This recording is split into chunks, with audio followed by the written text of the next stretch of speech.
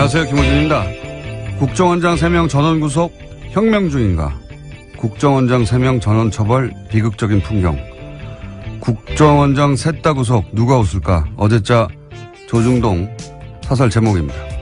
조선일보는 이들이 전원 감옥 가는 상황은 혁명이 아니면 안 된다며 이들 혐의가 혁명을 방불케 할 만큼 중대한가 묻습니다. 중앙일보는 그 자리에 있었다는 이유만으로 관행을 따랐다는 이유만으로 법적 책임을 묻는 건 법적 편의주의에 불과하다 합니다.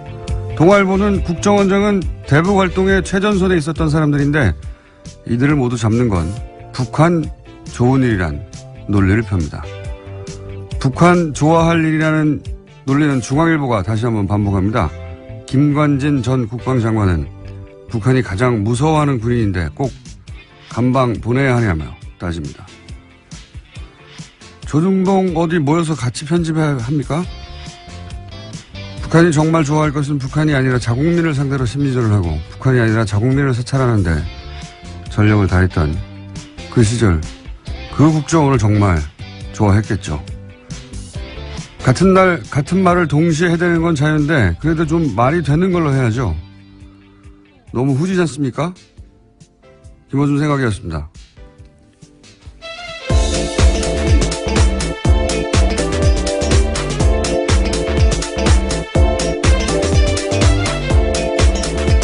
시사인의 김은지입니다. 네. 김관진 전 국방장관이 북한이 김정일이 가장 무서워했던 군인이었다. 이 논리를 동시에 사용하는데 빨간편 선생님이 같은 선생님 같아요. 이분들이. 네, 그런 군한테 댓글 달라고 지시했던 사람들입니다. 네. 오히려 본래의 목적을 약하게 했던 이들인데요. 김정일 마음속에 들어가 봤나요? 예. 어디서 이런 독심술을 배웠는지. 학원을 좀 소개해 주시면 좋겠습니다. 가장 무서워하는지 알잖아요. 누가 무서워하는지. 자, 적폐 수사, 국정원 개혁. 그만하라는 기사가 계속 나와요. 손발이 아주 딱딱 맞고 같은 날. 그것도 좀 적당히 해야지. 옛날처럼 같은 날, 같은 논조로 같은 사설을 쏟아내면 여론이 그렇구나 하고 수긍하는 게 아니라 요즘은 뭐야 이거 짰어? 이러는 시대예요. 예. 회의를 다시 하시는 게 좋겠다. 조언을 드립니다. 모이는 건 좋은데. 자, 아무래도 이 지진 뉴스가 첫 번째죠. 네, 수능 연기. 네, 어제 경북 포항에서 규모 5.4의 지진이 발생했습니다. 이에 정부가 수능 시험을 연기하겠다라고 발표했는데요. 올해 수능은 일주일 미뤄진 다음 주 목요일인 11월 23일에 치러지게 됩니다. 1992년에 후기대학 입시 문제지가 유출돼서 시험 일정이 연기된 적은 있지만요. 천재지변으로 대입시험이 미뤄진 것은 처음입니다. 교육부가 수능을 연기한 것은 포항 지역 수능 시험장에서 적지 않은 피해가 발생했기 때문인데요. 시험장이 모두 14곳이었는데 점검한 결과 10곳에서 건물 균열 등 문제가 있었다라고 합니다. 이게 이제 컨디션 조절이 걱정이 되는 학생이나 부모들도 있겠죠. 예. 그리고 일주일 더 이제 마음을 졸이는 게 힘든 학생들도 있을 수 있고 뭐 각자 사정이 다르니까 불만도 당연히 있을 겁니다. 그렇죠? 예. 조선일보가 이제 재빠르게 이 불만을 캐치해서 이거 참 빨라요, 조선일보는. 사회적 갈등을 최대화하는 방향으로, 예, 기사 논조를 잡았더라고요. 예. 포항을 생각하면 수능 연기가 맞지만, 예, 59만 수험생은 대혼란이다. 예. 잘못된 결정이라는 기조하에 조선일보가 오늘 아침에 기사를 냈던데. 그러면서 이제 일주일 후에는 자연재해가 다시 일어나지 않으려는 보장이 없다. 연기할 필요가 없다는 이제 모 교장의 말로 기사를 끝을내요. 예.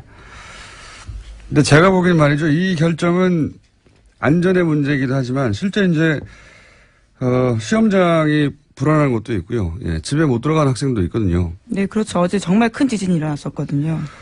근데 이게 보다 근본적으로는 제가 보기엔 이건 철학의 문제예요. 조선일보 기사에는 이게 없으니까 자꾸 컨디션 얘기만 하고 있고 그 다음에 일주일 후에 뭐 지진 나지 말란 법 있어? 이런 얘기만 하고 있는데, 여진이 있을 수도 있죠, 실제. 네, 실제로 예. 지난해 9월에 경주에서 바로 다음날 46번이나 여진이 있었다라고 합니다. 근데 이게 이제 안전의 문제에서만 바라볼 일이 아니고 보다 근본적으로는 이건 제가 보기엔 철학의 문제인 것이 포항에서 예를 들어서 오늘 집에 못 들어간 학생들이 있단 말이죠. 포항에서 시험장이 불안한 것도 있고 포항에서 여진이 있을 수도 있어요. 그러면 이 지역 학생들은 자기 잘못이 아닌데 명백히 불평등한 조건에서 시험을 치릅니다. 근데 그동안 우리 사회에서는 이렇게 소수가 예를 들어 불평등이나 불공평하거나 불만을 겪고 그럴 경우에 그런 불평등, 불공평은 다수의 편의를 위해서 참아야 한다. 그런 걸로 문제를 해결해 왔거든요. 근데 이번 결정은 정반대예요. 소수가 다수를 위해서는 그러니까 포항 학생들은 좀 희생이 되더라도 다른 학생들, 더 많은 학생들의 컨디션을 위하여 그러니까 소수가 다수를 위해서 희생해도 좋다. 이 철학을 뒤집은 거거든요, 그동안. 그러니까 지금은 만약 할 수만 있다면 다수가 조금 불편해도 소수에게도 공정한 기회가 주어질 때까지 다수가 다 함께 참아줘야 된다. 이런 철학이 여기 반영된 겁니다. 사실 그게 굉장히 중요한 거라고 봐요. 이런 식의 결정이 있지 않았거든요. 그냥 이게 없으니까 컨디션 조절 얘기만 하는 거예요. 예. 시대가 바뀐 겁니다, 사실은. 이런 결정은. 그래서 저는 대단히 중요한 결정이라고 보는데, 예. 그렇게 세상이 바뀌고 있구나. 이게 철학이 그렇게 시대 정신이 바뀌고 있다. 이걸 못 보니까 계속해서 이런 얘기만 하는 겁니다. 그냥 학생들이 뭐 문제지를 던졌다느니 뭐 컨디션이 뭐 대단하다고요. 일주일 있다 조절하면 되죠. 무슨 대단한 일이라고 자꾸 그걸 가지고 얘기하는데. 뭐 생명과 안전보다 중요한 건 없으니까요. 예, 안전만 얘기해서도 안 되고요. 예. 안전도 물론 중요한데 근본적으로 철학이 바뀐 거예요. 이런 결정이 없었거든요. 할 수 있으면 그 소수도 공정한 기회가 주어질 때까지 다수가 참아주는 게 맞는 거거든요. 그게 중요한 거다. 이 결정의 철학은 그런 거라고 저는 봅니다. 예. 자, 뭐 일주일 연기된 거는 다들 아실 텐데, 예. 이 대목을 짚어주는 것이 없어서. 예. 다음 순 뭡니까? 네, 어제 정호성 전 비서관이 유죄 판결을 받았습니다. 박근혜 전 대통령의 지시를 받아서 최순실 씨에게 청와대 문건을 넘겨준 혐의가 인정된 건데요. 1심 재판부는 정 전 비서관에게 징역 1년 6개월의 형을 선고했습니다. 특히 재판부는 정 전 비서관과 박근혜 전 대통령의 공모관계를 인정했습니다. 자, 여기 중요한 대목은 이제 공모관계를 인정했다는 거죠. 예. 네, 그래서 판결문을 박근혜 전 대통령 재판부에 추가 증거로 낼 예정이라고 합니다. 자, 다음 뉴스는요? 네, 박근혜 정부 시절 국정원이 청와대에 상납한 돈이 30억 원 더 있다라는 오늘 아침 뉴시스 보도가 있었습니다. 그러니까 청와대로 들어간 특수활동비 규모가 70억 원에 달한다라는 건데요. 지금까지는 40억 원이 상납됐다라고 검찰 조사 밝혀졌는데 나머지 용처가 확인되지 않은 30억 원이 더 있다라는 겁니다. 이 중에 일부가 국회로 유입됐을 가능성도 거론되고 있습니다. 아마 국정원에서는 열심히 이제 해명을 했겠죠. 예, 뭐, 어차피 정확하게 그 내용을 알 수는 없고 항목을 정해서 이건 뭐 대북 공장에 사용된다든가 이런 식으로 해명을 열심히 했을 텐데 어떤 해명으로도 그 설명이 안 되는 돈이 이제 30억이 비는 거죠. 예. 네, 그렇죠. 불법으로 사용됐다라는 건데요. 3천만 원도 아니고 30억이 비는 건데 제가 보기에는 이제 40억 그 이전에 청와대에 상납했다는 40억보다 이 30억이 더 치명적일 수도 있겠습니다. 네. 어쨌든 30억이 더 나왔다. 근데 아무도 얘기를 하지 않고 있다. 그래서 네, 조사를 그렇죠. 하려고 한다. 여기까지고요. 이거는 그러니까 뭐 공작에 사용됐다고 하는데 정확하게 어떤 공작인지 모르겠다가 아니라 그런 거 다 빼고 나서 전부를 다 뺐는데도 이건 도대체 설명을 못하는 돈이 나온 거죠. 예. 이 돈이 더 치명적일 수도 있겠습니다. 자, 다음은요. 네, 관련해서 어제 검찰이 또 내용들을 이야기했는데요. 40억 원은 박근혜 전 대통령이 국정원의 특수활동비를 상납받아서 사적으로 사용했다라는 부분들을 밝혔습니다. 국가안보를 위해서 써야 할 돈이 최고위급 공무원에 의해서 사적으로 사용됐다라는 겁니다. 아, 참. 모두들 그런 거 아닐까? 이렇게 예상을 했었는데, 의상비, 뭐, 미용, 주사, 이런 거 아니었을까? 왜냐면 그런 것들을 지속적으로 했는데도 불구하고 통장에서 돈이 빠져나가는 흔적이 없었다고 박근혜 전 대통령 했었으니까 그런 예심을 했었는데 검찰이 구체적으로 특정하지는 않지만 사적으로 사용됐다까지는 얘기를 한 거네요. 만약에 이 돈이 40억이 와서 온 거는 불법이라 하더라도 그 용처가 공적인 용도였다 하면 정상 창잡이 됐을 텐데 예, 이게 뭐 올림머리 하에 써졌다면 단돈 몇십만 원이라도요. 예, 밝혀지겠죠. 예, 다음은요. 이명박 전 대통령이 어제 귀국했습니다. 출국 때와는 달리 말을 아꼈는데요. 이런 가운데 바레인에 동행했던 이동관 전 홍보수석이 문재인 정부의 적폐청산을 강하게 비판했습니다. 이런 이야기인데요. 수사도 법과 제도를 허용한 절차 내에서 하는 거다라는 거고요. 완장차면 아무 데서나 와서 무슨 짓이나 해도 되냐라는 다소 거친 이야기들을 했습니다. 많이 불안하신가 봐요. 예. 완장차면 아무 데나 가서 아무 짓을 한 것은 그 정권이었죠. 그게 지금 밝혀지고 있는 거고요. 예. 법과 제도가 허용하는 절차 내에서 하고 있어요. 걱정 안 하셔도 되고. 그리고 이제 지지율에 취해서 오버한다고, 예. 남 걱정할 때가 아닙니다, 지금. 이런 얘기 하다가 근데, 이동관 전 수석이, 이동관 전 수석을 놓고 차가 가버렸어요.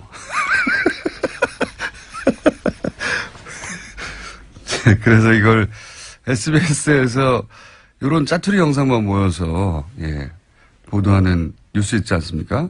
스브스 뉴스라고. 예, 저는 사실 8시 뉴스보다 이게 더 재밌던데 거기에 잡힌 게 있습니다. 네, 그 클립 일부를 저희가 들려드리겠습니다. 여보세요? 아니 그냥 가버리면 어떡해. 나를 태워가야지. 어제 같이 귀국을 했었는데 이제 기자들과 함께 이야기를 하다 보니까 차를 놓쳐. 그 기자들이 이제 이동관 수석이 이런 말 하고 있으니까 계속 카메라 들이대고 마이크 들이댔잖아요. 예, 물어보고 싶은 게 많으니까요. 막 쫓아가서 그런 사이에 차가 가버린 거예요. 버릴만 냅두고. 그래서 이동관 수석이 전화하는 장면입니다. 아니 날 두고 가면 어떡해 이렇게. 전체를 보면 더 재밌는데요. 예, 굉장히 재밌는 장면이었습니다.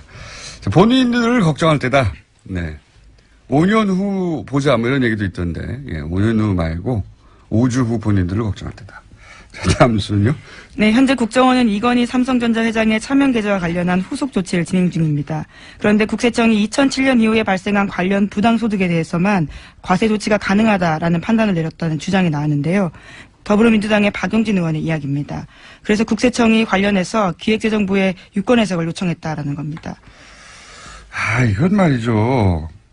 이게 삼성과 관련된 일이기만 하면 우리 정부 부처들이 굉장히 손만방인데요. 이게 2008년에 불법적인 차명 계좌가 드러났잖아요. 네, 그렇죠. 그렇죠? 그러면 2018년이면 아직 있어요. 그때 밝혀진 차명 계좌 전체에 대해서 과세를 해야 되는데 국세청 얘기는 뭐냐면 이제 이 제척기간, 소위 이제 부정행위가 입증된 제척기간 해가지고 2007년 혹은 2008년의 계좌에 들어있던 금액만 하겠다는 거예요. 근데 그때 이미 돈이 다 빠져나갔거든요. 그러면 뭐 과세할 게 없는 거예요. 이게 네, 말이 그렇죠. 안 되는 건데, 만약에 전화 박원지 기자가 네, 김은지입니다. 그리고 박용진 의원이고요. 네, 두 분을 합쳐놓으신 건가요? 그러네요. 김은지 기자가 10년 전에 불법행위가 들켰다. 네, 안 했습니다. 그러면 그 행위 들켰을 때 들킨 돈 전체에 대해서 과세를 해야죠. 네, 그렇죠. 이 회장 같은 경우에는 차명계좌 개설이 1980년대부터 이뤄졌다라고 하는데요. 그런 것들을 고려하면 상당 금액의 소득이 과세 범위를 벗어나게 된다라는 겁니다. 과세할 게 없어지는 거예요. 네, 깡통계좌 과세. 이러면 안 됩니다. 거죠. 네, 이러면 안 되도록 뉴스공장에서 계속. 네, 김은지입니다. 아니, 뉴스공장에서요. 계속 저희가 주목하고 있겠습니다. 자, 하나 정도 더 하면 끝내야 될 것 같습니다. 오늘 리얼미터가 있어가지고요. 네, 시진핑 중국 주석의 특사가 내일 북한을 방문합니다. 중국 고위급 방북은 1년 9개월 만인데요. 이번은 방북을 통해서 북중 관계가 개선될지 관심이 쏠리고 있습니다. 그리고 저 뉴스도 또 나왔어요. 트럼프 핵버튼 네, 그렇죠. 제안하려고 하는. 예, 청문회가 지금 열리고 있는데요. 열렸습니다. 14일, 현지 시각으로 14일인데 미국 상원외교위원회가 관련한 청문회를 열었습니다. 미 의회가 대통령의 핵공격 명령 권한을 견제하는 청와대 청문회를 연 건요. 41년 만입니다. 자, 이제 뉴스공장에서 트럼프 미친 건가 아닌가, 미친 건가 미친 척하는 건가 이런 이야기를 몇 주 전부터 했는데 예. 트럼프가 미친 거 아닌가라는 말을 여기서 미쳤다는 말은 사실 이런 이런 표현이죠. 정상적으로 해법들을 맡겨도 되는가. 그렇게 정신건강이 건강한가. 정신건강에 문제 없나. 이런 질문인데 이게 이제 저희가 하는 게 아니에요. 미 상원 외교위원회가 아예 청문회를 열어서 뉴스공장에서 했던 보다 더 강성 발언을 하고 있습니다. 네. 대통령이 돈키호테고 버튼을 언제 누를지 모르고 3차 대전을 끌고 갈지도 모르니까 권한을 제한해야 한다고 미국의 상원은 공화당이 지금 다수예요. 예, 공화당은 트럼프 대통령이 속한 당입니다. 공화당이 다수인 외교위원회에서 지금 이런 청문회를 하고 있어요. 우리가 생각하는 것보다 훨씬 트럼프 대통령의 정신건강에 대해서 미국 정치권에서도 걱정하고 있다. 네. 그렇습니다. 그래서 이 청문회 결과가 어떻게 될지 모르겠는데 상원도 그렇고 하원도 그렇고 똑같은 얘기가 나오고 있어요. 자, 오늘 여기까지 하겠습니다. 네, 시사인의 김은지였습니다. 감사합니다. 네, 바로 이어서 리얼미터. 안녕하십니까. 안녕하십니까. 오늘 바빠요. 네, 빨리 하겠습니다. 네. 자, 수치를 쭉 읊어주세요. 네. 3주 동안 문재인 대통령이 70%대 지지율 유지했고요. 역시 올랐습니다. 2.2%포인트 오른 72.3%이고요. 지지율이 부정평가는 0.5%포인트 내린 23.6%입니다. 그러니까 지난 9월 3주차에 북핵 이후에 65.6%를 가장 낮게 떨어졌거든요.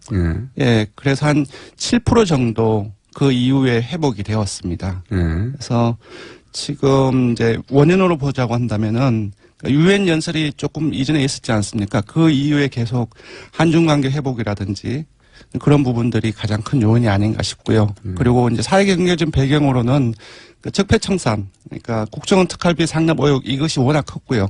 그리고 MB 정부의 어떤 군 댓글 정치 공작이라든지 이런 부분들이 계속적으로 확산되고 있습니다. 그러한 부분들이 영향을 미치지 않았나 싶습니다.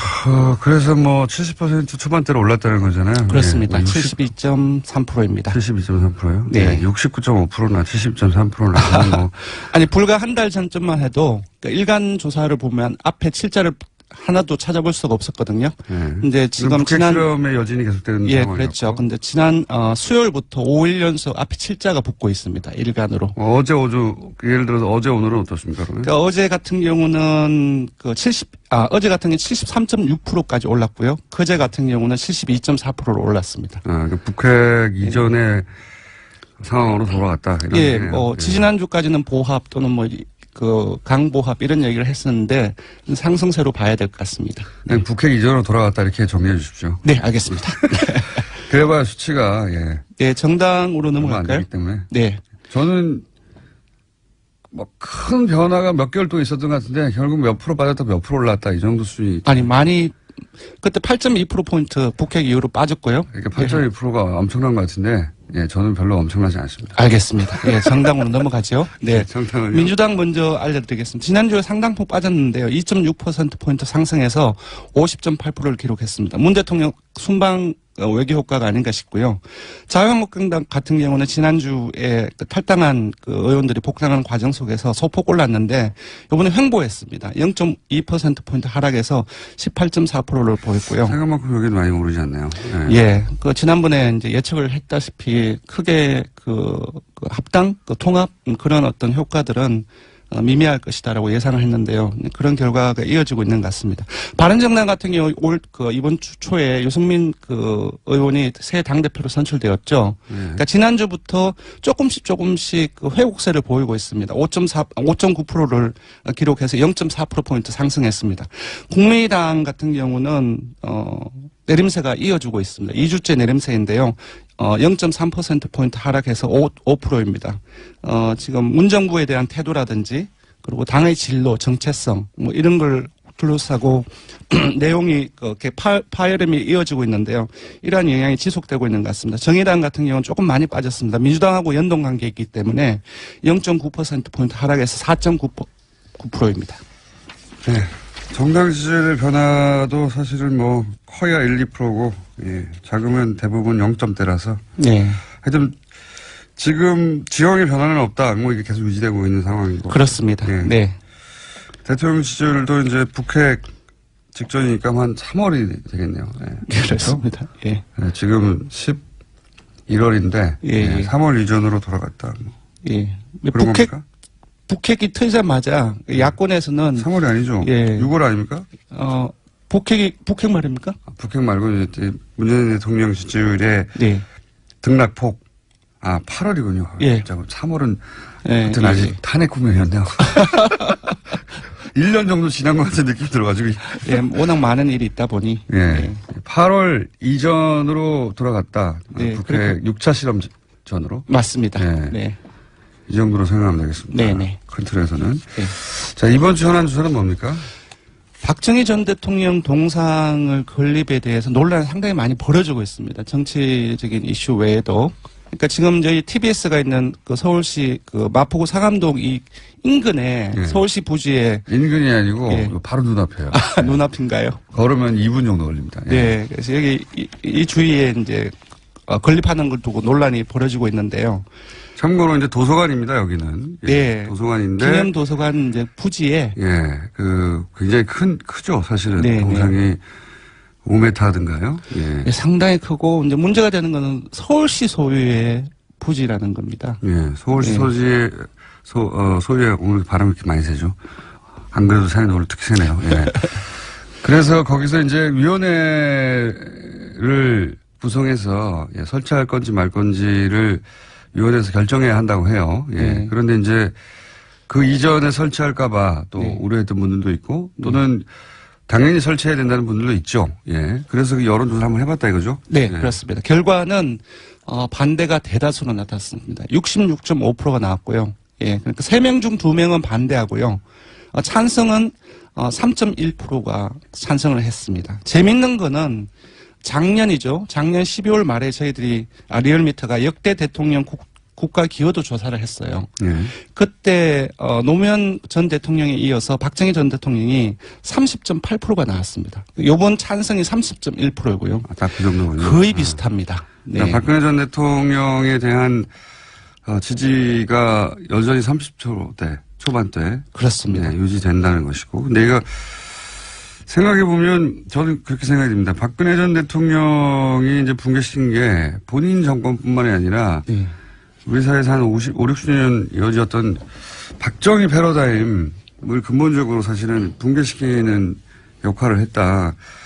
동상 건립 정도는 일반 국민 여론사 뭐 그럴 수도 있다고 생각할 만한 사안인데 혹은 팽팽하거나 이렇게 확 기울은 건 사실은 박근혜 전 대통령 공장장 그 말씀에 그 동의를 하는 게 지금 TK 같은 경우도 그 반대가 많습니다. TK 에서도요? 54%. 그러니까 의외네요. 예, 그러니까 국정농단 이후에 그 아버지 박정희 전 대통령에 대한 인식들 자체, 태도 자체도 근본적으로 좀 흔들리고 있는 과정이 아닌가라는 생각이 듭니다. 왜냐하면 이게 순위를 거슬러 올라가면 박정희 전 대통령 시절의 최태민으로부터 이어진 그것이 결국 여기까지 왔기 때문에 사실은 이미 사망한 분의 그리고 이게 신화는 사실은 무너뜨리기 굉장히 힘든 건데 그렇습니다. 의식체계에 들어가 있는 거라 그게 그렇게 됐네요. 그래서 TK에서도 오히려 반대가 높다. 예, TK 의외네요. 60대 어르신들 보수층을 제외하고는 거의 대부분이 반대가 높습니다. 알겠습니다. 조사 결론요? 예, 이번 주중조사는 TBS 의뢰로 이번 주 월요일부터 수요일까지 전국 19세 이상 성인 1,512명을 대상으로 했습니다. 유무선 전화면접과 자동응답 혼용 방식으로 실시했고 표본 오차는 95% 신뢰 수준 플러스 마이너스 2.5%포인트였습니다. 응답률은 6.1%고요. 현안 조사는 TBS 뉴스공장 의뢰로 어제 하루 동안 실시했습니다. 성인 511명을 대상으로 실시했고 표본 오차는 플러스 마이너스 4.4%포인트였습니다. 알겠습니다. 지금까지 리얼미터 권순정 조사 분석 실장이었습니다. 고맙습니다. 항상 말도 많고 탈도 많고 정상적으로 끝나는 적이 없는 내부자들. 더불어민주당의 안민석 의원 나오셨습니다. 안녕하십니까. 네. 수도권 내리사선 안민석 의원입니다. 약간 이렇게 뜸을 들이셨습니까? 오늘 수원에서 42번째 북토크가 있는데요. 42번째. 1000명이 딱 넘으면은 네. 제가 중요한 정치적인 선언을 오늘 하려고 합니다. 그냥 하세요, 여기서. 경기 남부에 계신 우리 청취자 여러분들 7시 장소는 알아서들 오시고요. 많이들 구경 오십시오. 재밌습니다. 1000명 넘으면요. 예. 제 생각에는 오늘 방송 끝나기 전에 말하실 것 같은데. 자유한국당의 김성태 의원님 나오셨습니다. 예, 이제는 저희가 야당입니다. 그런 지 오래됐습니다. 이미. 예, 서울 김성태 의원. 야당은 워낙 팍팍 터트리는 것인데. 예. 안민석 의원님. 네. 나 김어준 공장장한테 이거는 정말 노파심에서 방송 서두에 한 말씀 드리겠습니다. 결론은 박근혜 정권도 최순실이라는 이런 한마디로 이런 사람이 국가 권력을 가지고 사익을 편취했기 때문에 결국은 대통령까지 깜빵에 가 있는 겁니다. 지금 현재 문재인 정권 이제 시작하고 있습니다만은 이미 이미 단체장 또 지방 기초자치단체장 그러니까 시장이나 뭐 이런 뭐 도지사 서울시장 이런 사람들은 엄청난 지금 병폐가 나오고 있어요. 지난 국정감사에서 박원순 시장의 가장 오른팔이라 그럴 수 있는 최측근인 벤창엄 SH공사 사장이 블랙리스트 문건을 가지고 공사 인사 및 조직관리 운영에 충분하게 그게 참고가 됐다는 부분. 제가 그 문건을 이번 국정감사에서 공개해서 결국 그 사장이 이제 옷을 벗게 됐어요. 오늘은 박원순 때리기입니까? 예. 저는 왜 이야기하는 거면은 박원순 시장 희하에도 블랙리스트는 나오고 또 성남시장 이재명 시장이 성남시에 그러니까 저소득 취약계층 사회적 이런 취약 약자 그룹들의 부채 탕감 이 부채 탕감을 위한 채권 매입을 목적으로 만든 공익시민단체가 있습니다. 희망살림이라는 이 단체가 있는데 어떻게 이 단체가 대한민국 최대 포털 사이트인 네이버로부터 무려 네이버 본사가 성남에 있고요. 그렇죠. 그건 아시죠? 2년에 걸쳐서 네이버로부터 40억을 이 희망살림이라는 바로 이 시민 공익단체가 네이버로부터 돈을 받아요. 이거 지난주에 말씀하셨던 이야기 게 아니에요. 들어봤어요. 이제 안민석 의원께서도. 4차례나 걸쳐서 40억을 받아가지고 결론은 39억을 성남FC에다가 이 희망살림이라는 이 희망살림은 성남시의 취약계층들의 그런 부채 탕감을 목적으로 채권 매입을 목적으로 만든 이 시민공익단체가 언제부터 초거대 재벌 포털 사이트로부터 40억을 받아가지고 그걸 저희 얘기 좀 제지 좀 시켜주십시오. 39억을 저거는 저희가 아니, 이야기 가장 들어보세요. 우리 유력한 20년 만에 지금 도지사를 탈환하려고 하는 이재명 시장 흔드는 거 아닙니까? 안민석 의원께서도 최순실 가지고 진실을 이야기할 때 내가 절대 끼어들지 않았습니다. 저 이야기 들어보십시오. 저는 팩트만을 그래서 얘기했습니다. 이 네이버가 왜 성남의 이런 희망살림에게 근 40억을 갖다가 이렇게 줬겠습니까? 네이버가. 그러고 난 이후에 공교롭게도 네이버는 제2 본사 사옥을 성남시 분당 정자동에 건축 허가를 받아냅니다. 오늘 여기까지. 안 되는 것이었어요? 오늘 여기까지 딱 이야기하고. 책임질 수 있는 말씀이세요? 당연합니다. 예. 그러니까 저는 안 되는 곳이었는데 그걸로 간 겁니다. 아니 뭐 안 되고 대구를 떠나가지고. 되는 곳에 가는 거는 문제 없잖아요. 아니 뭐 네이버가 아니 이렇게 본연의 희망살림이라는 저소득 취약계층의 부채 탕감을 목적으로 채권 매입을 이렇게 하기 위해서 만든 그런 공익시민단체의 목적 설립 요건이 있다면은 그걸 위해서 아마 줬을 거예요. 네이버는 40억을.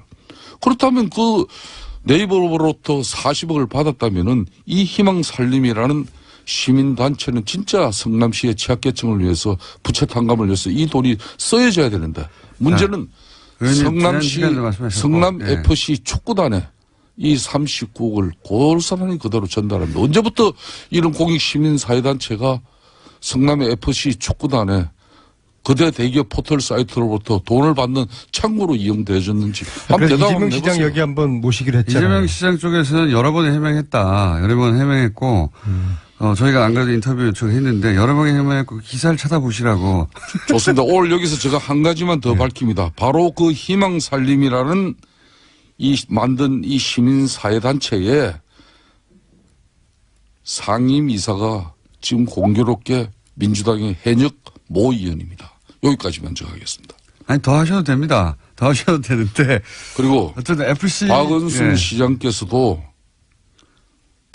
변창흠 자신의 예. 최측근이 지난 3년 동안 SH공사를 통해서 엄청난 서울시 주요 사업들의 개발 현장에서 이 SH공사가 어떤 일을 했는지 많은 저희들은 제보를 받고 있습니다. 박원순 시장이 SH공사 사장 퇴임으로 이 블랙리스트 묶은 이 상황을 끝장내서는 안 됩니다.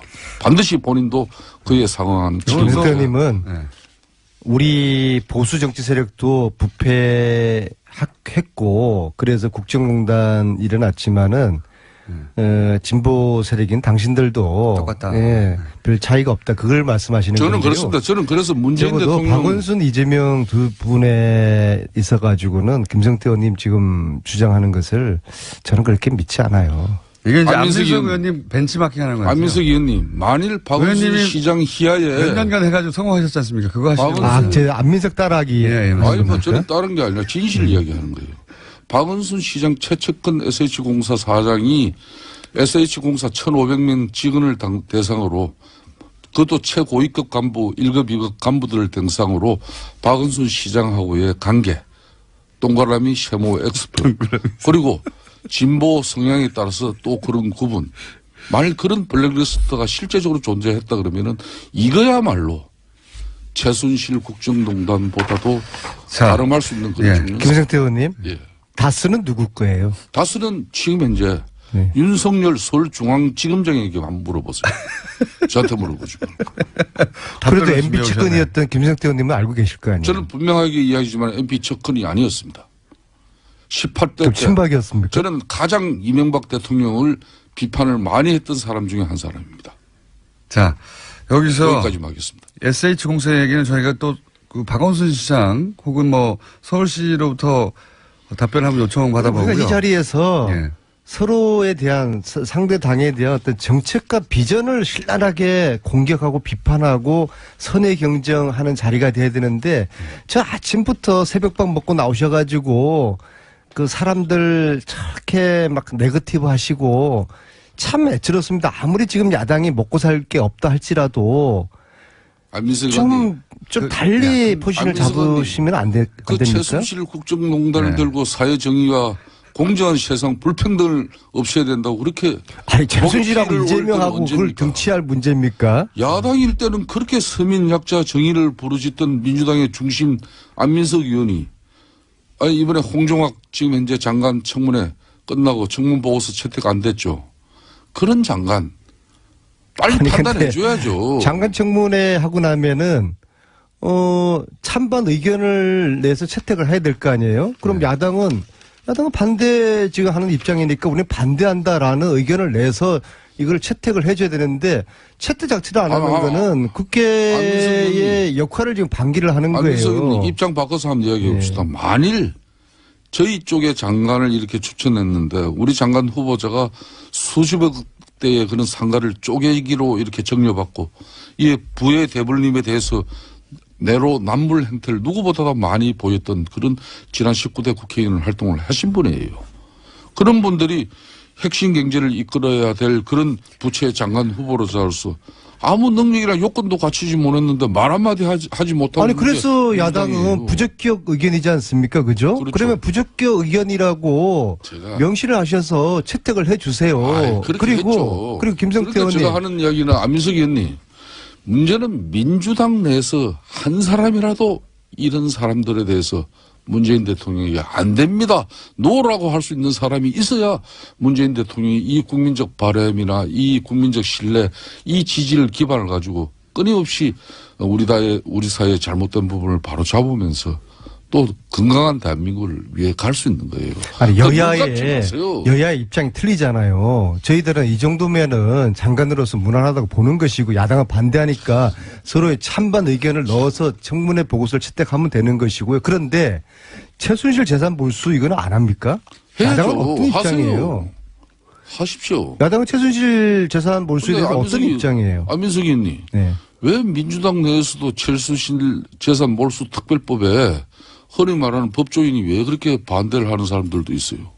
저희들은 민주정당이니까 찬반 다 인정하고 존중하죠. 그래도 저희들은 120명 중에서 105분이 서명했는데 자유한국당은 단 한 분도 김성태 의원님 빼고 단 한 분. 한 분 있지 않습니까? 김성태 의원님도 사실 저한테 뭐 전문 용어로 엮여서 하신 거죠. 진짜로 이게 엮여서 최순실 재산 나는 몰수 의사 있습니까? 우리 자유한국당 김성태 의원님 빼고는 아무도 찬성하지 않은 거 아닙니까? 왜 찬성하지 않아요? 자유한국당 의원들 그렇게 폐마하면 안 돼요. 예? 자유한국당이 만일 의견은 존중하는데 작년 이해할 수 없죠. 국회 대통령 탄핵 때도 자유한국당 의원 절반 이상이 우리 국민들의 분노를 받들어서 아무리 우리가 만든 대통령이지만은 최순실이라는 이런 한마디로 인간에 의해서 국가 권력이 사익으로 편취되어지는데 이용되어졌다면은 그걸 용납하지 못한 쉽게 말하면 집권당이 당시 새누리당이었습니다. 네, 다음 주 특별법 토론회는 제가 김성태 의원 꼭 나오실 그렇기 거죠? 때문에 지금 민주당도 건강한 당청 관계가 유지돼야 네, 알겠습니다. 문재인 대통령이 정말 훌륭한 대통령으로 될 수 있어요. 그래들이나 잘 하세요. 언제 권력 잡았다고 말해야 미국 비행기 한번 탔다고 그렇게 안민석 의원이 언제부터 그렇게 그게 달라졌어요? 그렇게 배가 아프세요? 시트가 뭐 그렇게 그 이야기 꺼내시고요. 근데 제가 지금 북토크를 한 40번 이상을 전국을 돌아보니까는요, 깜짝 놀란 게 국민들은 최순실 재산 몰수가 되었거나 앞으로 잘 될 줄 그렇게 알고 계셔요. 합시다. 하자니까요. 찬성하시는 자, 것이죠? 그러면 김성태 근데 형님은 김성태 의원님 혼자만 하자 하시는 거 아니에요? 당내에서 자유한국당은. 하자고 이렇게 확 끌고 가려면 자리가 필요하지 않습니까? 원내대표라든가. 원내대표 이런 거? 공약으로 이거 한번 내걸어 보세요. 저는 자신 있습니까? 저는 지난번 최순실 국조특위 위원장을 하면서도 잘못된 것은 잘못된 것으로. 아니, 그럼 그때는 그랬죠. 의원님, 그 대신 잠깐만요. 불필요한 오해와 한 달쯤 있으면 편견이 있다면 그건 바로 잡아야죠. 한 달쯤 있으면 원내대표 있지 않습니까? 뭐요? 자영. 자영국당에 아니, 원내대표 있지 않습니까? 아니 김호준 네. 공장장하고 안민석 의원께서 이 남해당 원내대표 선거 절대 초치지 마시길 바라겠습니다. 저는 최순실 재산 몰수 이거 공약으로 내으시면은 제가 열심히 뒤에서 제가 응원을 해드리겠습니다. 아니, 그 원내대표 제가 되시면은 이야기 통하는 자유한국당 의원님들이 몇 분 계시거든요. 아니, 원내대표 나가실 거죠? 아니 저는 뭐 한편으로 네, 한편으로 나가실 거죠? 우리 안민석 의원께서 요 근래 좀 진중하신 그런 모습이 또 보기는 좋아요. 여당 중진이 됐으니까 아, 뭐 집권당 저희 운명으로 생각해요. 야당일 때는 네. 솔직히 어떤 때는 막 질러대고 때로는 좀 자료가 미비하더라도 국회의원의 면책 특권을 가지고 이렇게 사회정의를 위해서 지져야 됩니다. 그렇지만은 집권당 의원은 정말 신중하고 정중해야 되거든요. 그런 지금 현재 자세를 가다듬어 가고 있는 모습은 근데 저는 질러도 상당히 제대로 질르셔야죠. 이재명 시장 같은 이런 애매하고 현장에 발로 뛰지 않은 이런 자료를 가지고 보세요. 좋습니다. 그러면 질러대시면은 이거 국민들 저희 동의받기 당에서 어려워요. 네. 예, 제가 자유한국당 정치보복대책특위 위원장입니다. 네. 저는 최순실 국조특위 위원장 할 때도 당시 대통령 국가권력 우리 집권 등에 많은 동료 의원들이 있었지만은 국민들 눈높이에 맞춰야 된다는 게 저는 저 소신이었어요. 그렇기 때문에 이재명 시장과 박원순 시장도 잘못한 게 있다면 올바르게 국민들한테 평가받을 수 있도록 우리가 알려야죠. 이렇게 그 하시면 역할 되겠네요. 제가 하겠습니다. 오늘 42번째 안민석의 수원 북토크에 김성태 의원님이 깜짝 출연하시는 겁니다. 그래서 자유한국당에서도 최순실 재산 몰수 이거 함께 추진하겠다. 그러니까 내가 개인- 앞장서겠다. 제가 궁금한 건 그렇게 개인으로서 한번 오늘 오시죠. 수원에. 개인으로서는 이미 이제 그 법안 이름을 올리셨으니까 제가 궁금한 건 자유한국당의 이제 다른 의원들도 환수법에 동참하자고 하려면은 의원님한테 힘이 필요한데 원내대표 곧 있으니까 여기 나가시냐 이거죠. 나가셔서 저는 원내대표 조만간에 저에 대한 출마에 대한 입장을 나가시는군요. 나가시면 말씀하시나 보구나.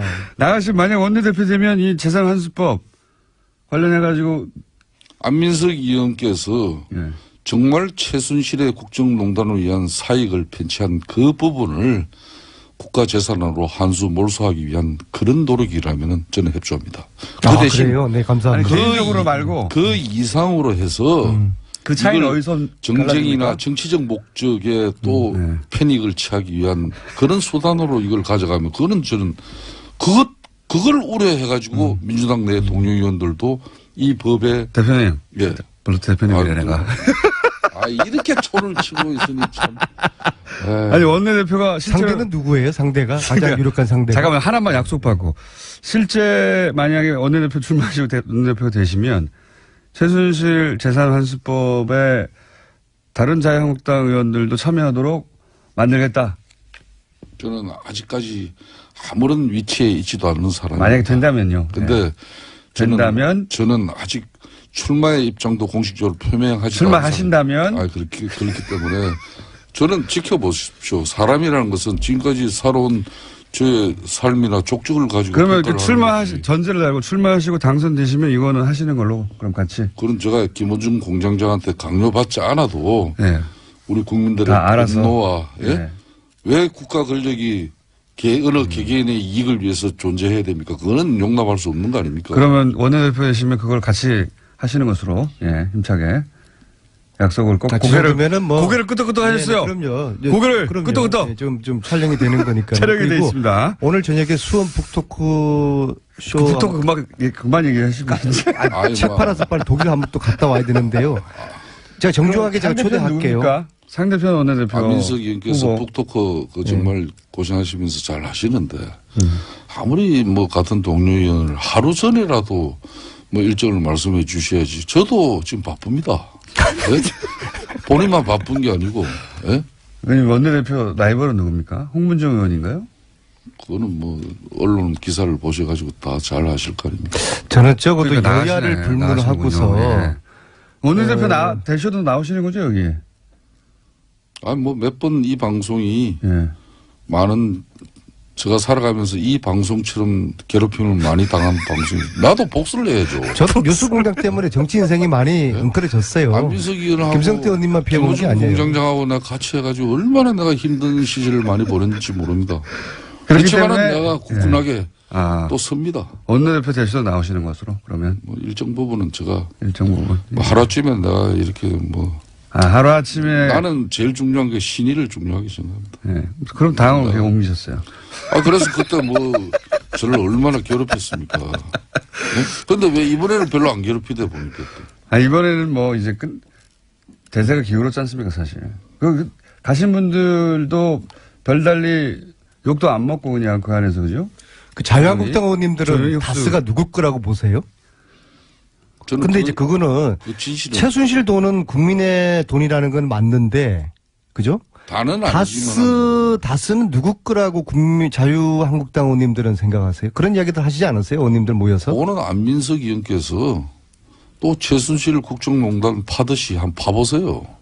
그리고 지금 현재 정권도 넘어가 있는 상태고 중앙지검의 윤석열 지검장이 의지를 제가 가지고 두더집니까? 저 이제 파는 거 그만하고 저는 요즘 정책과 비전을 만들어내는 여당 의원으로서의 역할에 굉장히 많은 시간을 할애하고 진짜 있고 이게 시리즈로 앞으로 1, 2, 3탄 한 10탄까지는 계속 터질 거고요. 예. 조금 그걸 기대해 주시고요. 이제 파는 거 이제 안 합니다, 저는. 안민석 의원이 요즘 확실히 달라졌어요. 네. 뭐 우리 집 아이만 달라진 게 아니고 안민석 의원도 달라진 게 저는 대단히 요 근래 행복으로 느낍니다. 그게 그렇게 읽혀집니까? 좀 달라져요. 집권당은 진짜 그리고 제가요. 두 분의 험악한 대화를 밖에 나가서 야당은 하시고, 좀 더 네. 화력을 좀 더 강하게 준비하시고 쏠 때는 국민들이 깜짝 놀랄 만한 신뢰 있는 데이터를 가지고 하셔야 됩니다. 당연하죠. 안민석 의원 절대 내가 볼 때는 야당 탄압하는데 앞장서지 마세요. 아직도 여당으로 아직도 이 착각하시는 것 같아요. 제가 오늘 이 자리에서 한 가지만 마지막으로 밝히겠습니다.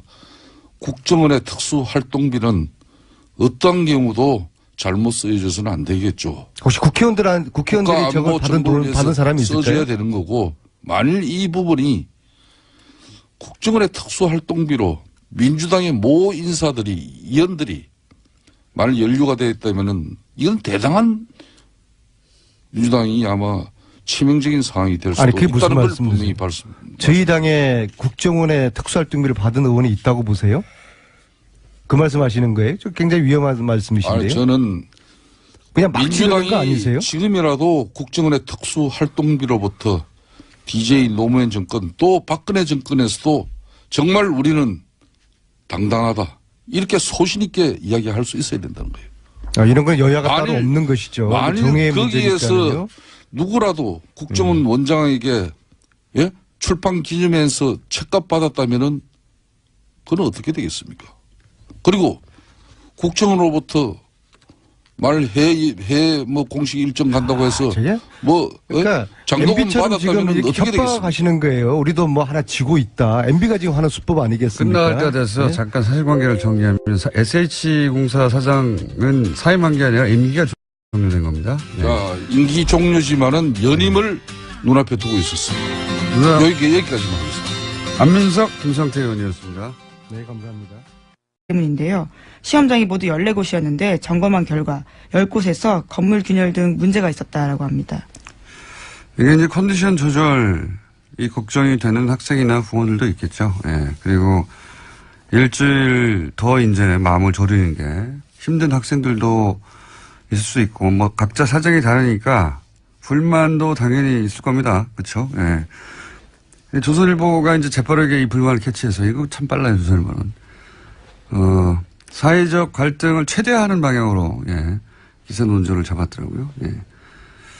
포항을 생각하면 수능 연기가 맞지만, 예, 59만 수험생은 대혼란이다. 예. 잘못된 결정이라는 기조하에 조선일보가 오늘 아침에 기사를 냈던데, 그러면서 이제 일주일 후에는 자연재해가 다시 일어나지 않으려는 보장이 없다. 연기할 필요가 없다는 이제 모 교장의 말로 기사를 끝을내요. 예. 근데 제가 보기엔 말이죠. 이 결정은 안전의 문제이기도 하지만 실제 이제 시험장이 불안한 것도 있고요. 예, 집에 못 들어간 학생도 있거든요. 네, 그렇죠. 어제 정말 큰 지진이 일어났었거든요. 근데 이게 보다 근본적으로는 제가 보기엔 이건 철학의 문제예요. 조선일보 기사에는 이게 없으니까 자꾸 컨디션 얘기만 하고 있고, 그 다음에 일주일 후에 뭐 지진 나지 말란 법 있어? 이런 얘기만 하고 있는데, 여진이 있을 수도 있죠, 실제. 네, 실제로 예. 지난해 9월에 경주에서 바로 다음날 46번이나 여진이 있었다라고 합니다. 근데 이게 이제 안전의 문제에서만 바라볼 일이 아니고 보다 근본적으로는 이건 제가 보기엔 철학의 문제인 것이 포항에서 예를 들어서 오늘 집에 못 들어간 학생들이 있단 말이죠. 포항에서 시험장이 불안한 것도 있고 포항에서 여진이 있을 수도 있어요. 그러면 이 지역 학생들은 자기 잘못이 아닌데 명백히 불평등한 조건에서 시험을 치릅니다. 근데 그동안 우리 사회에서는 이렇게 소수가 예를 들어 불평등이나 불공평하거나 불만을 겪고 그럴 경우에 그런 불평등, 불공평은 다수의 편의를 위해서 참아야 한다.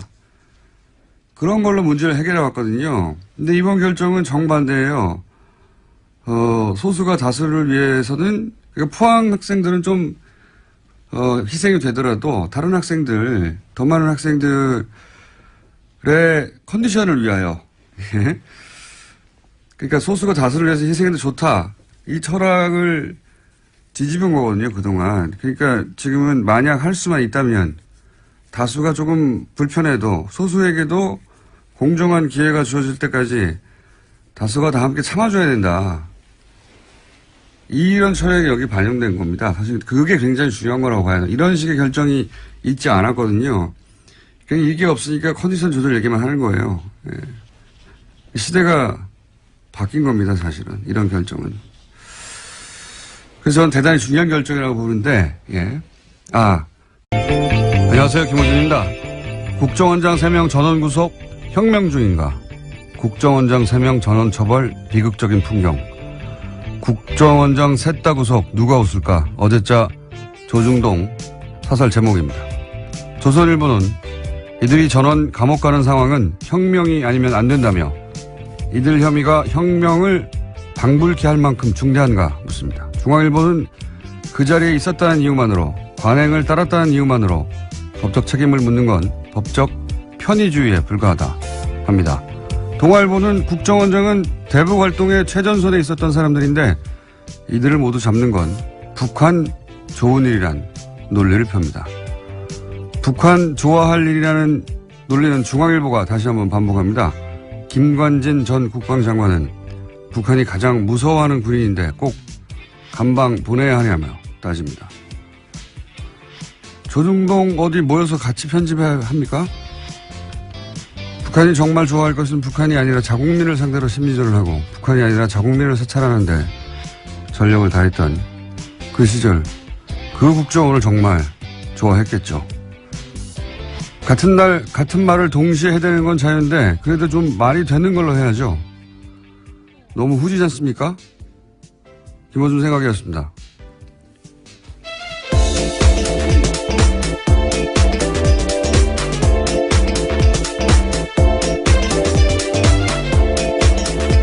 시사인의 김은지입니다.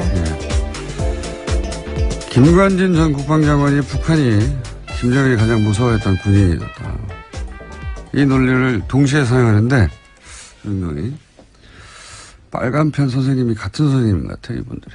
네, 그런 군한테 댓글 달라고 지시했던 사람들입니다. 오히려 본래의 목적을 또 약하게 했던 이들인데요. 김정일 마음속에 들어가 봤나요? 예. 어디서는 독심술을 배웠는지. 학원을 좀 소개해 주시면 좋겠습니다. 가장 무서워하는지 알잖아요. 누가 무서워하는지. 자, 적폐 수사, 국정원 개혁, 그만하라는 기사가 계속 나와요. 손발이 아주 딱딱 맞고 같은 날. 그것도 좀 적당히 해야지. 옛날처럼 같은 날, 같은 논조로 같은 사설을 쏟아내면, 아, 여론이 그렇구나. 하고 수긍하는 게 아니라 요즘은, 뭐야, 이거, 짰어? 이러는 시대예요. 예. 회의를 다시 하시는 게 좋겠다. 조언을 드립니다. 모이는 건 좋은데. 자, 아무래도 이 지진 뉴스가 첫 번째죠. 네, 수능 연기. 네, 어제 경북 포항에서 규모 5.4의 지진이 발생했습니다. 이에 정부가 수능 시험을 연기하겠다라고 발표했는데요. 올해 수능은 일주일 미뤄진 다음 주 목요일인 11월 23일에 치러지게 됩니다. 1992년에 후기대학 입시 문제지가 유출돼서 시험 일정이 연기된 적은 있지만요. 천재지변으로 대입시험이 미뤄진 것은 처음입니다. 교육부가 수능을 연기한 것은 포항 지역 수능 시험장에서 적지 않은 피해가 발생했기 때문에 라고 박근혜 전 대통령 했었으니까 그런 예심을 했었는데 검찰이 구체적으로 특정하지는 않지만 사적으로 사용됐다까지는 얘기를 한 거네요. 만약에 이 돈이 40억이 와서 온 거는 불법이라 하더라도 그 용처가 공적인 용도였다고 하면 정상창작이 됐을 텐데 예, 이게 뭐 올림머리 하나 써졌다면 단돈 몇십만 원이라도요. 밝혀지겠죠. 예, 다음은요. 이명박 전 대통령이 어제 귀국했습니다. 출국 때와는 달리 말을 아꼈는데요. 이런 가운데 바레인에 동행했던 이동관 전 홍보수석이 문재인 정부의 적폐청산을 강하게 비판했습니다. 이런 이야기인데요. 수사도 법과 제도를 허용한 절차 내에서 하는 거다라는 거고요. 완장 차면 아무 데서나 와서 무슨 짓이나 해도 되냐라는 다소 거친 이야기들을 했습니다. 많이 불안하신가 봐요. 예. 완장 차면 아무 데나 가서 아무 짓을 한 것은 그 정권이었죠. 그게 지금 밝혀지고 있는 거고요. 예. 법과 제도가 허용하는 절차 내에서 하고 있어요. 걱정 안 하셔도 되고. 그리고 이제 지지율에 취해서 오버한다고, 예. 남 걱정할 때가 아닙니다, 지금. 이런 얘기 하다가 근데, 이동관 전 수석이, 이동관 전 수석을 놓고 차가 가버렸어요. 그래서 이걸 SBS에서 이런 짜투리 영상만 모여서 예, 보도하는 뉴스 있지 않습니까? 스버스 뉴스라고. 예, 저는 사실 8시 뉴스보다 이게 더 재밌던데 거기에 잡힌 게 있습니다. 네, 그 클립 일부를 저희가 들려드리겠습니다. 여보세요? 아니 그냥 가버리면 어떡해.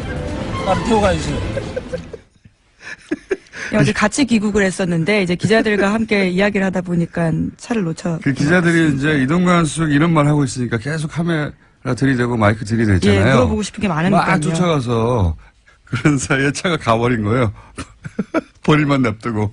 그래서 이동관 수석이 전화하는 장면입니다. 아니 날 두고 가면 어떡해 이렇게. 전체를 보면 더 재밌는데요. 예, 굉장히 재밌는 장면이었습니다. 자, 본인들을 걱정할 때다. 네.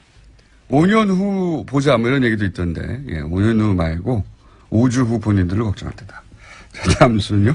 네, 현재 국정원은 이건희 삼성전자 회장의 차명 계좌와 관련한 후속 조치를 진행 중입니다. 그런데 국세청이 2007년 이후에 발생한 관련 부당소득에 대해서만 과세 조치가 가능하다라는 판단을 내렸다는 주장이 나왔는데요. 더불어민주당의 박용진 의원의 이야기입니다. 그래서 국세청이 관련해서 기획재정부에 유권 해석을 요청했다라는 겁니다. 이건 말이죠. 이게 삼성과 관련된 일이기만 하면 우리 정부 부처들이 굉장히 손만방인데요. 이게 2008년에 불법적인 차명 계좌가 드러났잖아요. 네, 그렇죠. 그러면 2018년이면 아직 있어요.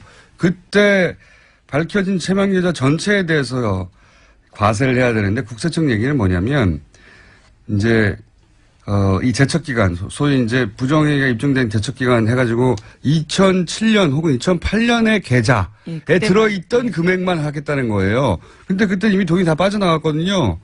그러면 뭐 과세할 게 없는 거예요. 이게 말이 안 되는 건데, 만약에 저나 박원지 기자가 네, 김은지입니다. 그리고 박용진 의원이고요. 네, 두 분을 합쳐놓으신 건가요? 그러네요. 김은지 기자가 10년 전에 불법행위가 들켰다. 네, 안 했습니다. 그러면 그 행위 들켰을 때 들킨 돈 전체에 대해서 과세를 해야죠. 네, 그렇죠. 이 회장 같은 경우에는 차명계좌 개설이 1980년대부터 이뤄졌다라고 하는데요. 그런 것들을 고려하면 상당 금액의 소득이 과세 범위를 벗어나게 된다라는 겁니다. 과세할 게 없어지는 거예요. 네, 깡통계좌 과세. 이러면 안 됩니다. 네, 이러면 안 되도록 뉴스공장에서 계속. 네, 김은지입니다. 아니, 뉴스공장에서요. 계속 저희가 주목하고 있겠습니다. 자, 하나 정도 더 하면 끝내야 될 것 같습니다. 오늘 리얼미터가 있어가지고요. 네, 시진핑 중국 주석의 특사가 내일 북한을 방문합니다. 중국 고위급 방북은 1년 9개월 만인데요. 이번은 방북을 통해서 북중 관계가 개선될지 관심이 쏠리고 있습니다. 그리고 저 뉴스도 또 나왔어요. 트럼프 핵버튼 네, 그렇죠. 제안하려고 하는. 예, 청문회가 지금 열리고 있는데요. 열렸습니다. 14일, 현지 시각으로 14일인데 미국 상원외교위원회가 관련한 청문회를 열었습니다. 미 의회가 대통령의 핵공격 명령 권한을 견제하는 청와대 청문회를 연 건요. 41년 만입니다. 자, 이제 뉴스공장에서 트럼프 미친 건가 아닌가, 미친 건가 미친 척하는 건가 이런 이야기를 몇 주 전부터 했는데, 예. 트럼프가 미친 거 아닌가라는 말을 여기서 제단 말은 사실 이런 표현이죠. 정상적으로 핵버튼을 맡겨도 되는가, 그렇게 정신건강이 건강한가, 정신건강에 문제 없나, 이런 질문인데, 이게 이제 저희가 하는 게 아니에요. 미 상원 외교위원회가 아예 청문회를 열어서, 뉴스공장에서 했던 보다 더 강성 발언을 하고 있습니다. 네. 대통령이 돈키호테고, 버튼을 언제 누를지 모르고 3차 대전을 끌고 갈지도 모르니까, 권한을 제한해야 한다고. 미국의 상원은 공화당이 지금 다수예요. 예, 공화당은 트럼프 대통령이 속한 당입니다. 공화당이 다수인 외교위원회에서 지금 이런 청문회를 하고 있어요. 우리가 생각하는 것보다 훨씬 트럼프 대통령의 정신건강에 대해서 미국 정치권에서도 걱정하고 있다. 네. 그렇습니다. 그래서 이 청문회 결과가 어떻게 될지 모르겠는데 상원도 그렇고 하원도 그렇고 똑같은 얘기가 나오고 있어요. 자, 오늘 여기까지 하겠습니다. 네, 시사인의 김은지였습니다. 감사합니다. 네, 바로 이어서 리얼미터. 안녕하십니까. 안녕하십니까. 오늘 바빠요. 네, 빨리 하겠습니다. 네. 자, 수치를 쭉 읊어주세요. 네. 3주 동안 문재인 대통령이 70%대 지지율 유지했고요. 역시 올랐습니다. 2.2%포인트 오른 72.3%이고요. 지지율이. 부정평가는 0.5%포인트 내린. 그렇게 세상이 바뀌고 있구나. 이게 철학이 그렇게 시대정신이 바뀌고 있다. 이걸 못 보니까 계속해서 이런 얘기만 하는 겁니다. 그냥 학생들이 뭐 문제 지지를 던졌다느니 뭐 컨디션이 뭐 대단하다고요. 일주일 있다 조달하면 되죠. 무슨 대단한 일이라고 자꾸 그걸 가지고 얘기하는데. 뭐 생명과 안전보다 중요한 건 없으니까요. 예, 안전만 얘기해서도 안 되고요. 예. 안전도 물론 중요한데 근본적으로 철학이 바뀐 거예요. 예. 이런 결정이 없었거든요. 할 수 있으면 그 소수도 공정한 기회가 주어질 때까지 다수가 참아주는 게 맞는 거거든요. 그게 중요한 거다. 이 결정의 철학은 그런 거라고 저는 봅니다. 예. 자, 뭐 일주일 연기된 거는 다들 아실 텐데, 예, 이 대목을 짚어주는 것이 없어서. 예. 다음 뉴스는 뭡니까? 네, 어제 정호성 전 비서관이 유죄 판결을 받았습니다. 박근혜 전 대통령의 지시를 받아서 최순실 씨에게 청와대 문건을 넘겨준 혐의가 인정된 건데요. 1심 재판부는 정 전 비서관에게 징역 1년 6개월의 형을 선고했습니다. 특히 재판부는 정 전 비서관과 박근혜 전 대통령의 공모관계를 인정했습니다. 자, 여기서 중요한 대목은 이제 공모관계를 인정했다는 거죠. 예. 네, 그래서 판결문을 박근혜 전 대통령 재판부에 추가 증거로 낼 예정이라고 합니다. 자, 다음 뉴스는요. 네, 박근혜 정부 시절 국정원이 청와대에 상납한 돈이 30억 원 더 있다라는 오늘 아침 뉴시스 보도가 있었습니다. 그러니까 청와대로 들어간 특수활동비 규모가 70억 원에 달한다라는 건데요. 지금까지는 40억 원이 상납됐다라고 검찰 조사 밝혀졌는데 나머지 용처가 확인되지 않은 30억 원이 더 있다라는 겁니다. 이 중에 일부가 국회로 유입됐을 가능성도 거론되고 있습니다. 아마 국정원에서는 열심히 이제 해명을 했겠죠. 예, 어차피 정확하게 그 내용을 알 수는 없고 항목을 정해서 이건 대북 공장에 사용된다든가 이런 식으로 해명을 열심히 했을 텐데 어떤 해명으로도 그 설명이 안 되는 돈이 이제 30억이 비는 거죠. 예. 네, 그렇죠. 불법으로 사용됐다라는 건데요. 3천만 원도 아니고 30억이 비는 건데 제가 보기에는 이제 40억 그 이전에 청와대에 상납했다는 40억보다 이 30억이 더 치명적일 수도 있겠습니다. 네. 어쨌든 30억이 더 나왔다. 근데 아무도 얘기를 하지 않고 있다. 그래서 네, 조사를 그렇죠. 하려고 한다. 여기까지고요. 이거는 그러니까 공작에 사용됐다고 하는데 정확하게 어떤 공작인지 모르겠다가 아니라 그런 거 다 빼고 나서 전부를 다 뺐는데도 이건 도대체 설명을 못하는 돈이 나온 거죠. 예. 이 돈이 더 치명적일 수도 있겠습니다. 자, 다음은요. 네, 관련해서 어제 검찰이 또 내용들을 이야기했는데요. 40억 원은 박근혜 전 대통령이 국정원의 특수활동비를 상납받아서 사적으로 사용했다라는 부분들을 밝혔습니다. 국가안보를 위해서 써야 할 돈이 최고위급 공무원에 의해서 사적으로 사용됐다라는 겁니다. 아, 참. 모두들 그런 거 아닐까? 이렇게 예상을 했었는데, 의상비, 미용, 주사 이런 거 아니었을까? 왜냐하면 그런 것들을 지속적으로 했는데도 불구하고 통장에서 돈이 빠져나가는 흔적이 없었다.